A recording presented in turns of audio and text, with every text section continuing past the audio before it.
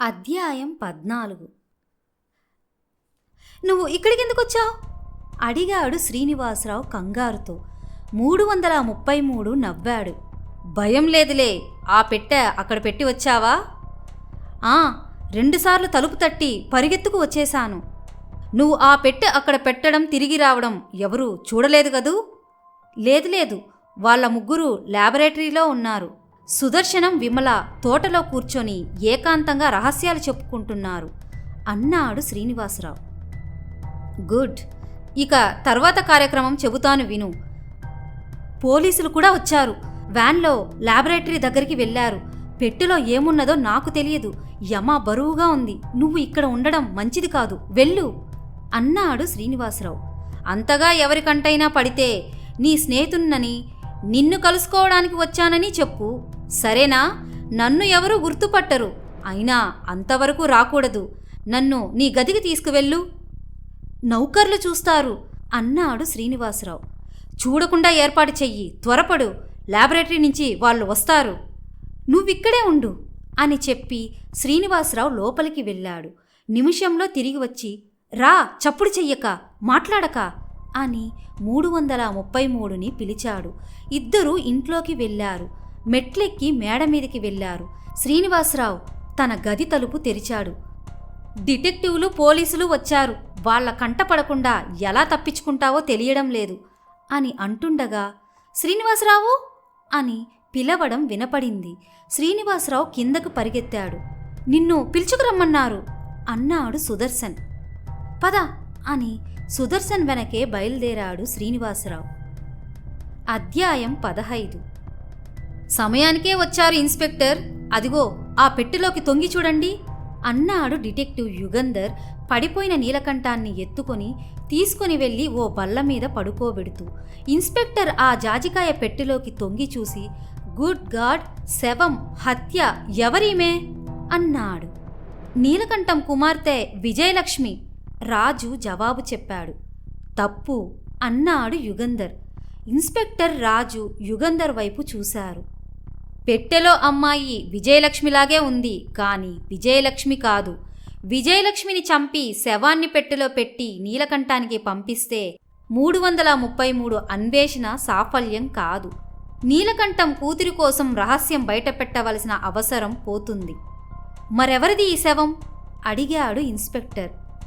విజయలక్ష్మిలా ఉండే ఇంకో అమ్మాయిది. కొంత పోలిక ఉంది, మిగతా పోలిక మేకప్తో తెచ్చి ఉంటారు. 333 రాక్షసుడా? ఒక అనామకురాల్ని, ఒక అమాయకురాల్ని, తనతో ఎటువంటి వైరము లేని ఒక స్త్రీని కేవలం నీలకంఠాన్ని బెదిరించడానికి హత్య చేశాడా అన్నాడు స్వరాజ్రావు. అది చెప్పడం కష్టం. ఈమెని చంపిన కారణం మనకి తెలియదు. ఏదైనా కారణం లేకపోయినా చంపడానికి సందేహించే మనిషి కాడు 333 అని యుగంధర్ ఆ పెట్టె దగ్గరికి వెళ్ళి లోపలికి చూశాడు. రక్తం లేదు, మెడ ఉబ్బింది, గొంతు నులిమి చంపి ఉండాలి. రిగర్ మార్టిస్ ఇంకా పూర్తి కాలేదు. ప్రాణం పోయి 5-6 గంటలయ్యి ఉంటుంది. వేళ్లగోళ్ళు పెంచుకుంది, కనుబొమ్మలు కత్తిరించి చక్కగా దిద్దుకుంది. మెడ వరకు ఒళ్ళు ఒక రంగులో ఉంది, మిగతా ఒళ్ళు ఇంకో రంగులో ఉంది. బహుశా సినిమాలలో వేషాలు వేసే మనిషి అయి ఉండాలి. తరచూ మేకప్ చేసుకుంటే ఇలా రంగు మారుతుంది. ఇంత బరువుగా ఉన్న పెట్టెని ఇక్కడికి ఎలా తెచ్చారు? మోసుకొచ్చే ఉండాలి. మోసుకు వచ్చిన ఆ మనిషి అడుగుజాడలో ఎక్కడన్నా కనిపిస్తాయేమో చూడాలి అంటూ చుట్టుపక్కల నేలని అడుగుజాడల కోసం పరీక్షించసాగాడు యుగంధర్. అంతలో సుదర్శనం, విమల హడావిడిగా వచ్చారు. పోలీసులను, వ్యాన్ను చూసి ఆశ్చర్యపోయి, ఏం జరిగింది అడిగాడు సుదర్శనం. యుగంధర్ జరిగినదంతా చెప్పి, మీరెక్కడికి వెళ్ళారు అడిగాడు. ఇక్కడే తోటలో రేరాని పొద దగ్గర కూర్చుని ఉన్నాము అన్నాడు సుదర్శనం. పెట్టెలోకి తొంగి చూసి, అచ్చంగా విజయలక్ష్మిలాగా ఉందే అన్నాడు. ఈ ల్యాబొరేటరీ వైపు ఎవరైనా రావడం చూశారా? లేదే. మీకు ఎవరూ కనిపించలేదా? కనిపించలేదు. స్మెల్లింగ్ సాల్ట్ ఉన్నదా అడిగాడు యుగంధర్ విమలని. ఆమె తల ఊపి అలమారులోంచి ఒక సీసా తీసి ఇచ్చింది. మొహం మీద నీళ్లు చల్లి స్మెల్లింగ్ సాల్ట్ వాసన చూపించిన కాసేపటికి నీలకంఠం కళ్ళు తెరిచాడు. అయోమయంగా చూశాడు. తరువాత జ్ఞాపకం వచ్చి, విజయ తల్లి అని ఏడవడం ప్రారంభించాడు. నీలకంఠం గారు, మీ అమ్మాయి విజయలక్ష్మి కాదు, సరిగ్గా చూడండి, రండి అన్నాడు యుగంధర్. అబద్ధం, విజయలక్ష్మియే. కాదు, రండి అంటూ నీలకంఠం జప్ప పట్టుకొని ఆ పెట్టె దగ్గరికి లాక్కెళ్ళి, సరిగ్గా చూడండి, మీ అమ్మాయి కాదు అన్నాడు యుగంధర్. నీలకంఠం కళ్ళు పెద్దవి చేసి చూశాడు. అప్రయత్నంగా నిట్టూర్చి, అవును, విజయ కాదు, ఎవరో పాపం అన్నాడు. ఈ పెట్టె ఇక్కడికి ఎలా వచ్చిందో తెలుసుకోవాలి, శ్రీనివాసరావుని పిలిపించి అడుగుదాం అన్నాడు నీలకంఠం. సుదర్శన్ శ్రీనివాసరావు కోసం వెళ్ళాడు. 2 నిమిషాలలో అతన్ని పిలుచుకువచ్చాడు. పెట్టె లోపల శవాన్ని చూసి శ్రీనివాసరావు నిర్ఘాంతపోయాడు. తను ఆ పెట్టె అంతకుముందు చూడలేదని, ఆ పెట్టె ఎవరు తెచ్చారో చూడలేదని, ఇంట్లోనే ఉన్నానని చెప్పాడు. మై డియర్ ఇన్స్పెక్టర్, ఈ హత్య కేసు మీరు దర్యాప్తు చెయ్యండి. ల్యాబొరేటరీ ముందు 2 కానిస్టేబుల్స్ని కాపలా ఉంచి వెళ్ళండి అన్నాడు యుగంధర్. ఇన్స్పెక్టర్ స్వరాజ్రావు ఒకేసారి పెట్టెని, యుగంధర్ని చూసి, నాకింకా కొన్ని వివరాలు కావాలి అన్నాడు. ముందు ఈమె ఎవరో కనుక్కోండి, బహుశా ఆలోగా హంతకుడే దొరికిపోవచ్చు అన్నాడు యుగంధర్. నీలకంఠం, యుగంధర్, రాజు, విమల, శ్రీనివాసరావు ల్యాబొరేటరీ నుంచి బయలుదేరారు. సుదర్శన్ అక్కడే ఉండిపోయాడు. యుగంధర్ అతన్ని సంజ్ఞ చేసి పిలిచాడు. మీరు నీలకంఠం గారితో ఉండడం మంచిది అన్నాడు. ల్యాబొరేటరీ కాపలా కాయడానికి ప్రభుత్వం నన్ను పంపింది అన్నాడు సుదర్శనం. అయి ఉండవచ్చు, ల్యాబొరేటరీని కాపలా కాయవలసిన అవసరం లేదు, కానిస్టేబుల్స్ ఉంటారు. నీలకంఠం గారిని ఓ కంట కనిపెడుతూ ఉండడం మంచిది. ఏ క్షణాన్నైనా ఆయన మనోబలం తగ్గి తన కూతురు ప్రాణం కాపాడేందుకు రహస్యం చెప్పేయడానికి సిద్ధపడవచ్చు అన్నాడు యుగంధర్. కాసేపు సుదర్శనం ఆలోచించి, పై అధికారుల నుంచి నాకు మాట రాకుండా అది నేను చూసుకుంటాను. నీలకంఠం హాల్లో సోఫాలో చతికిలపడ్డాడు. మనిషిలో జీవకళ పోయింది. పరధ్యానంగా చూస్తున్నాడు. తన కూతురు ఎలా ఉన్నదో, ఏం కష్టాలు పడుతున్నదో అని ఆలోచిస్తున్నాడని అతని మొహమే చెబుతుంది. విమల నీలకంఠం దగ్గర వెళ్ళి కూర్చొని, భయపడకండి, యుగంధర్ గారు విజయలక్ష్మిని ఏ ఆపద రాకుండా కాపాడుతారు అన్నది. నీలకంఠం జాలిగా యుగంధర్ని చూసి, మీరింకా ఇక్కడే ఉన్నారే అడిగాడు. 333 మీకు మళ్ళీ వార్త పంపుతాడు, ఆ వార్త కోసమే కాచుకొని ఉన్నాను అన్నాడు యుగంధర్. అంతలో టెలిఫోన్ గనగన మోగింది. యుగంధర్ టెలిఫోన్ అందుకున్నాడు. హలో, నీలకంఠం గారిని పిలవండి. నీలకంఠమే మాట్లాడుతున్నది. గొంతు మార్చి యుగంధర్ పలికాడు. ఇప్పుడైనా నేను చెప్పినట్లు చేసి మీ అమ్మాయిని బతికించుకుంటారా? అమ్మాయి ఎలా ఉంది? ఇప్పటి వరకు బతికే ఉంది, ఇక ముందు బతికే ఉంటుందా అనేది మీ మీద ఆధారపడి ఉంటుంది. నన్నేం చేయమంటారు? మీ పరిశోధన ఫలితాలన్నీ రాసిపెట్టి ఉన్నాయా? వాటిని నాకు అందచేయాలి. ఎలా? చెబుతాను వినండి. ఆ కాగితాలు ఒక కవర్లో పెట్టి దాన్ని మీ గదిలో బల్ల మీద ఉంచండి. నా గదిలోనా? మీరెలా తీసుకుంటారు? ఆ చింత మీకెందుకు? నేను చెప్పినట్లు చెయ్యండి. ఈ విషయం ఎవ్వరికీ చెప్పొద్దు. ఎప్పుడు పెట్టమంటారు? వెంటనే పెట్టండి. క్లిక్ మన్నది. యుగంధర్ ట్రంక్ కాల్ ఆపరేటర్కి ఫోన్ చేసి, ఆపరేటర్, ఇంతకు ముందు వచ్చిన కాల్ ఎక్కడి నుంచి వచ్చిందో చెప్పగలరా అడిగాడు యుగంధర్. ఓఎస్ 1 మినిట్ అని 1 నిమిషంలో రాజ్భవన్ ముందున్న పబ్లిక్ టెలిఫోన్ బూత్ నుంచి అన్నది ఆపరేటర్. అప్పటికే చీకటి పడింది. స్వరాజ్రావు పోలీస్ వ్యాన్తో సహా వచ్చి ఇంటి ముందు ఆగి తను వెళ్తున్నానని, ఆ అనామకురాలి హత్య కేసు దర్యాప్తు చేయిస్తానని చెప్పాడు. యుగంధర్ తీక్షణంగా ఆలోచిస్తున్నాడు. 333 స్వయంగా తనే టెలిఫోన్ చేశాడా? ఎవరి చేతనైనా చేయించాడా? 333కి ఈ ఇంట్లో అనుచరులు ఎవరైనా ఉన్నారా? లేక ఈ ఇంట్లో ఒక మనిషిగా ఉంటున్నాడా? నీలకంఠం బల్ల మీద కవర్ తీసుకోవడానికి అతనికి అవకాశం ఎలా ఉంటుంది? యుగంధర్ అనుమానం శ్రీనివాసరావు మీదకి వెళ్ళింది. శ్రీనివాసరావు అక్కడే నిలబడి ఉన్నాడు. యుగంధర్ తన కూడా రమ్మని సుదర్శనానికి సంజ్ఞ చేశాడు.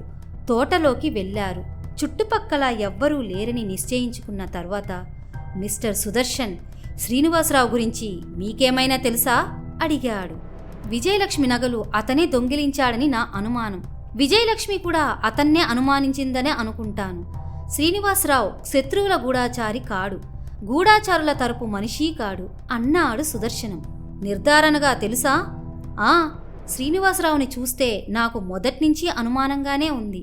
అందుకే అతని సంగతి తెలుసుకోమని విమలకి చెప్పాను. విమల ఏం చేసింది? అడిగాడు యుగంధర్.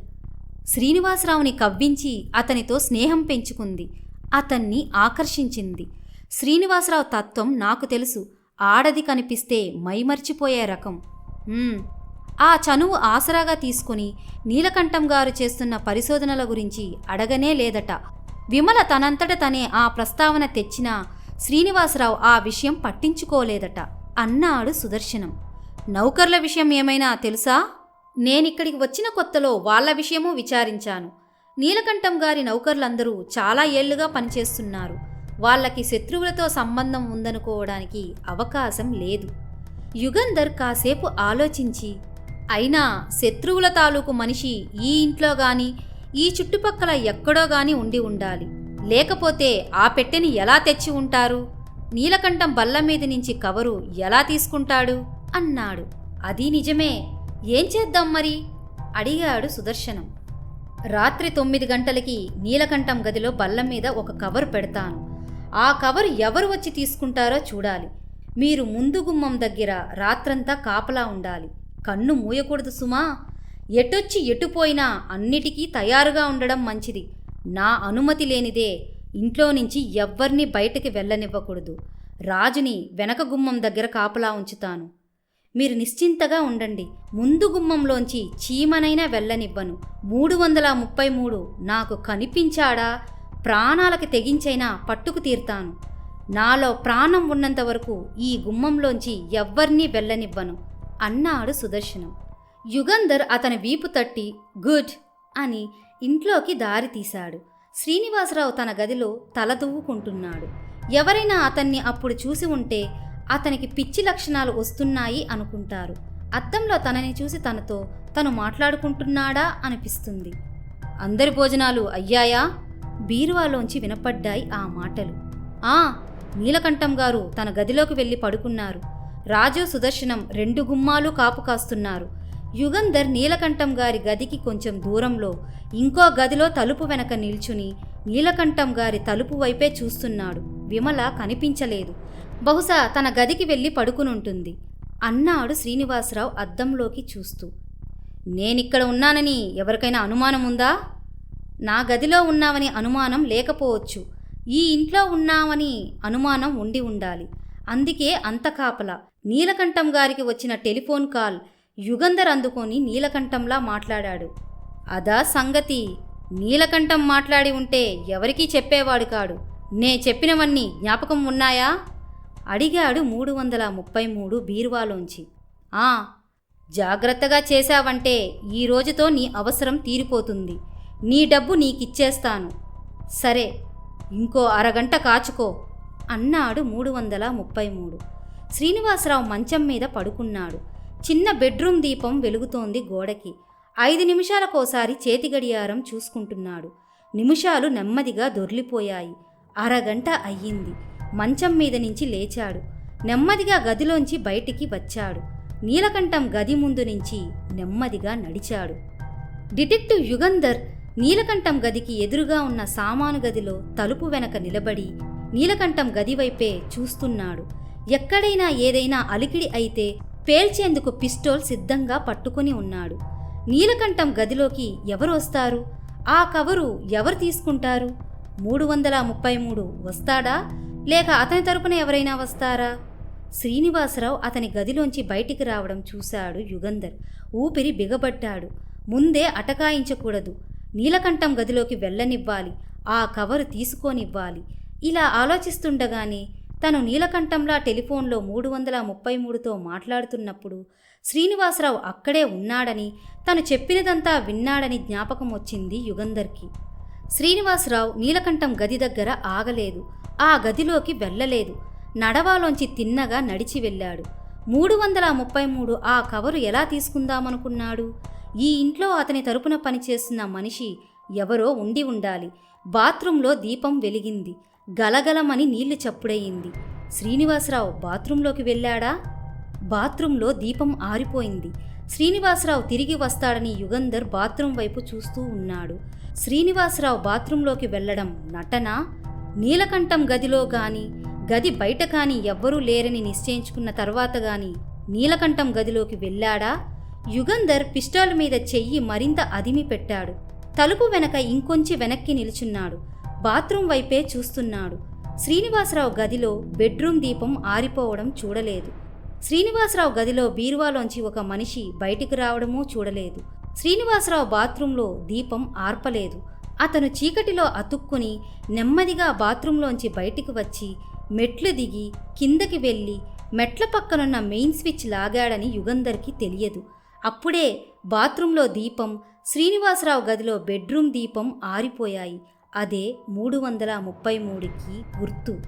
తన వెనుక తలుపు పక్కన ఏదో చప్పుడైనట్లు యుగంధర్ చటుక్కున వెనక్కి తిరిగాడు.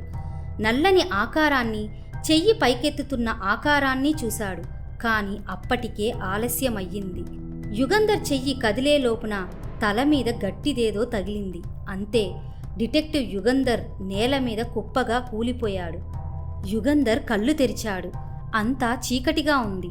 తలలో ఎర్రగా కాల్చిన ఇనుపగుండు పెట్టినట్లు బాధగా ఉంది.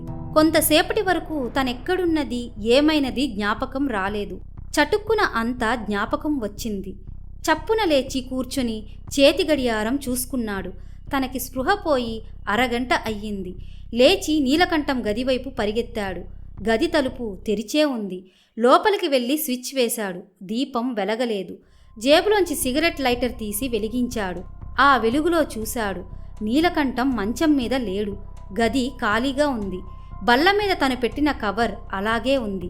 గదిలోంచి వెనక్కి తిరుగుతున్నప్పుడు ఆ కవర్ మీద అక్షరాలు కనిపించాయి. తను రాయలేదవి. ఒక్క అంగలో బల్ల దగ్గరికి వెళ్ళి కవర్ తీసుకున్నాడు. యుగంధర్కి, నిన్ను చంపడానికి అవకాశం దొరికినా చంపలేదు. నాకు నువ్వు రుణపడి ఉన్నావు. 333. యుగంధర్ ఆ కవరు జేబులో పెట్టుకుని కిందకు పరిగెత్తాడు. రాజూ, రాజూ అని కేకేశాడు. రాజు పలకలేదు. వెనక గుమ్మం దగ్గరికి వెళ్ళి చూశాడు. రాజు లేడు. ముందు గుమ్మం వైపు పరిగెత్తి సుదర్శనం అని కేక వేశాడు. అతను పలకలేదు. ముందు గుమ్మం దగ్గర ఆగాడు. ఏమయ్యారు ఇద్దరు? నౌకర్ లేరి? మళ్ళీ సిగరెట్ లైటర్ వెలిగించాడు. చుట్టూ చూశాడు. తలుపుకి కొంచెం దూరంలో నేల మీద ఒక ఆకారం కనిపించింది. గుండె దడదడ కొట్టుకుంటోంది యుగంధర్కి. ఆ ఆకారం దగ్గరికి వెళ్ళాడు. చలనం లేకుండా పడున్నాడు రక్తం మడుగులో. రక్తం ఛాతి మీద నుంచి ధారాపాతంగా ప్రవహించింది. అతను సుదర్శనం. వంగి చెయ్యి ముట్టుకున్నాడు. చల్లగా ఉంది. నాడి చూశాడు. ఆగిపోయింది. నిశ్చలంగా పడి ఉన్న సుదర్శనం మృత కళేబరాన్ని చూస్తుంటే యుగంధర్కి అతని ఆఖరి మాటలు జ్ఞప్తికి వచ్చాయి. నాలో ప్రాణం ఉన్నంత వరకు ఈ గుమ్మంలోంచి ఎవ్వర్నీ వెళ్ళనివ్వను. సుదర్శనం తన ప్రాణాన్ని బలి ఇచ్చాడు. యుగంధర్ కళ్ళు చెమ్మగిల్లాయి. రాజు ఏడి? రాజు కోసం వెతకాలి. వెతకడానికి ధైర్యం చాలడం లేదు. అతన్ని ఏ స్థితిలో చూస్తానో అని బెంగ. దీపాలు ఎందుకు వెలగడం లేదు? యుగంధర్ మెట్ల దగ్గరికి వెళ్ళాడు. మెయిన్ స్విచ్ని సిగరెట్ లైటర్ వెలుగులో చూశాడు. అర్థమైంది. మెయిన్ స్విచ్ వేశాడు. హాల్లో దీపం వెలిగింది. యుగంధర్ మళ్ళీ వెనక గుమ్మం వైపు వెళ్ళాడు. రాజు లేడు. రాజూ పిలిచాడు. రాజు పలకలేదు. కాని గుమ్మం తలుపు పక్కన రాజు తలకి కట్టిన బ్యాండేజీ, గుడ్డ పీలికలు దూది పడి ఉన్నాయి. నౌకర్లు పడుకునే చోటికి వెళ్ళాడు. 3 నౌకర్లు ఆ గదిలో పడుకునే ఉన్నారు. ఏయ్ లెండి అన్నాడు యుగంధర్. ఎవరూ లేవలేదు. దగ్గరికి వెళ్ళి తట్టాడు. కదల్లేదు. ఏదో తీయని వాసన వస్తోంది ఆ గదిలో. తల తిరిగింది యుగంధర్కి. చటుక్కున ఆ గదిలోంచి బయటకు వచ్చేశాడు. క్లోరోఫామ్ ఇచ్చారు ఆ 3కి. అందుకే మొద్దుల్లా పడున్నారు. విమలా! యుగంధర్ మేడ మీదికి పరిగెత్తాడు. ఆమె గది తలుపు తట్టాడు. విమలా అని పిలిచాడు. పలకలేదు. తలుపు తోశాడు. తెరుచుకుంది. దీపం వెలిగించాడు. గది ఖాళీగా ఉంది. యుగంధర్ మళ్ళీ కిందకి వెళ్ళాడు. టెలిఫోన్ రిసీవర్ తీశాడు. చప్పుడు కాలేదు. టెలిఫోన్ పనిచేయడం లేదు. అక్కడ వైరింగ్ సరిగ్గానే ఉంది. ఎక్కడో తీగలు తెంపేశారు. ముక్కుకి రుమాలు అడ్డం పెట్టుకుని యుగంధర్ మళ్ళీ నౌకర్ల గదిలోకి వెళ్ళాడు. ఒక్కొక్కరినే ఎత్తుకొని బయటకు తీసుకువచ్చాడు. ఆ గదికి దూరంగా వసారాలో కిటికీ దగ్గర పడుకోబెట్టాడు. వాళ్ళ స్థితి చూస్తే ఇప్పుడప్పుడే స్పృహ వచ్చేటట్లు లేదు. ఇల్లంతా నిశ్శబ్దంగా ఉంది. హాల్లో సుదర్శనం శవం, రాజు, నీలకంఠం, విమల మాయమయ్యారు. నౌకర్లు స్పృహ లేకుండా పడి ఉన్నారు. ఎప్పుడూ అనుభవించని ఒంటరితనం అనుభవించాడు యుగంధర్. గొంతులో ఏదో అడ్డుపడినట్లు, గుండె ఎవరో నలిపినట్లు అయ్యింది. చకచకా ఇంట్లోంచి బయటికి నడిచాడు. 5 నిమిషాలలో లాబొరేటరీ చేరుకున్నాడు. అక్కడ కాపలా ఉన్న పోలీసులకి ఎవరో వస్తున్నారని తెలిసేటట్లు అడుగుల చప్పుడు చేస్తూ నడిచాడు. ఆగమని ఎవ్వరూ చెప్పలేదు. నువ్వెవరివి అని ఎవరూ అడగలేదు. ఆ 2 పోలీసులు ఏమయ్యారు? చీకట్లోనే యుగంధర్ చుట్టూ చూశాడు. ఎవరూ కనిపించలేదు. ముక్కుకి ఏదో ఘాటైన వాసన తగిలింది. ఎందుకో కళ్ళు మండుతున్నాయి. ఏమిటయ్యింది? తలమీద తగిలిన దెబ్బ వల్ల? యుగంధర్ తల తడిమి చూసుకున్నాడు. పెద్ద బొప్పే కట్టింది. కాని కళ్ళు మండడానికి, ముక్కు మండడానికి కారణం గాయ కాదు, పొగ. లాబొరేటరీలోంచి పొగ వస్తోంది. ఇంకొంచెం దగ్గరికి వెళ్ళాడు. పొగ బాగా వస్తోంది. అంతలో ఢామ్ అని లాబొరేటరీలో చప్పుడయ్యింది. ఏదో పేలింది లోపల. మంటలు ప్రారంభం అయ్యాయి. యుగంధర్ చూస్తుండగానే మంటలు పైకి ఎగబాకాయి. లాబొరేటరీ మండిపోతోంది. ఆ మంటలు ఆర్పడానికి తనేమీ చెయ్యలేడు. ఫైర్ ఇంజన్లు వచ్చినా సాధ్యం కాదు. లాబొరేటరీలో ఎన్నో కెమికల్స్ ఉన్నాయి. ఆ కెమికల్స్ మంటలని రేపుతున్నాయి. నీలకంఠం ఏళ్ల తరబడిగా నెమ్మదిగా సమకూర్చి నిర్మించిన ఉత్తమ లాబొరేటరీ అది. యుగంధర్ కళ్ళ ముందు మసి అవుతోంది. లాబొరేటరీ దానంతట అది అంటుకుందా? అదెలా సంభవం? శత్రువులు చేసిన పనే ఇది. కానిస్టేబుల్స్ ఏరి? వాళ్ల సంగతి ఆలోచించేందుకు ఇప్పుడు టైం లేదు. లాబొరేటరీలో మంటలు బయలుదేరి 5 నిమిషాలు కూడా కాలేదు. అంటే శత్రువులు ఇప్పుడే ఆ పనిచేసి బయలుదేరి ఉండాలి. యుగంధర్ వెనక్కి పరిగెత్తి నీలకంఠం ఇంటి దగ్గరికి వెళ్ళాడు. ఇంటి లోపలికి వెళ్లకుండా మోటార్ షెడ్ వైపు పరిగెత్తాడు. తన కారు అక్కడే షెడ్లో పెట్టాడు. త్వరగా బయలుదేరితే శత్రువుల్ని వెంబడించవచ్చు. షెడ్ తలుపులు తెరిచే ఉన్నాయి. రాజు తను వచ్చిన తన ఫియట్ కారు ఏది? షెడ్ ఖాళీగా ఉంది. శత్రువులు ఎత్తుకుపోయారా? పోని నీలకంఠం కారైనా ఉందేమో అనుకొని ఆ షెడ్ వైపు వెళ్ళాడు. నీలకంఠం కారు కూడా లేదు. ఆ షెడ్ ఖాళీగా ఉంది. 2 కార్లు ఏమయ్యాయి? 2 శత్రువులు తీసుకుని వెళ్లారా? నీలకంఠం కార్ షెడ్ మధ్య నిలబడి యుగంధర్ నిట్టూర్చాడు. శత్రువులను వెంబడించేందుకు అవకాశం లేకుండా పోయింది. నెమ్మదిగా వెనక్కి తిరిగాడు. కాలికి ఏదో మెత్తగా తగిలింది. చూశాడు. అది మనిషి ఆకారం. యుగంధర్ గుండె జల్లుమన్నది. సిగరెట్ లైటర్ని వెలిగించి ఆ ఆకారం ఎవరిదో చూడడానికి కూడా ధైర్యం లేకపోయింది. శత్రువులను వెంబడించడానికి షెడ్ దగ్గరికి రాజు వచ్చి ఉంటాడు. రాజు శత్రువుల క్రౌర్యానికి బలి అయ్యాడా? సిగరెట్ లైటర్ వెలిగించి ఆరిపోకుండా చెయ్యి అడ్డం పెట్టి వంగి చూశాడు. మొహం నేలకి ఆనించి బోర్లా పడుకున్నాడు. మెడ మీద నుంచి రక్తం కారి తల చుట్టూ మడుగు కట్టింది. మెడ వెనక పిస్టోల్తో కాల్చున్నారు. ముట్టుకోనవసరం లేదు. నాడి చూడనక్కర్లేదు. అటువంటి గుండు దెబ్బ తిన్న తర్వాత ఎవ్వరూ బతకరు. అరక్షణంలో ప్రాణం పోతుంది. కాసేపు యుగంధర్ రెప్పవాల్చకుండా చూశాడు ఆ శవాన్ని. అతను శ్రీనివాసరావు. ఈరోజు ఎపిసోడ్ ముగిసింది. నెక్స్ట్ ఎపిసోడ్ కోసం ఎదురు చూస్తూ ఉండండి. Stay tuned.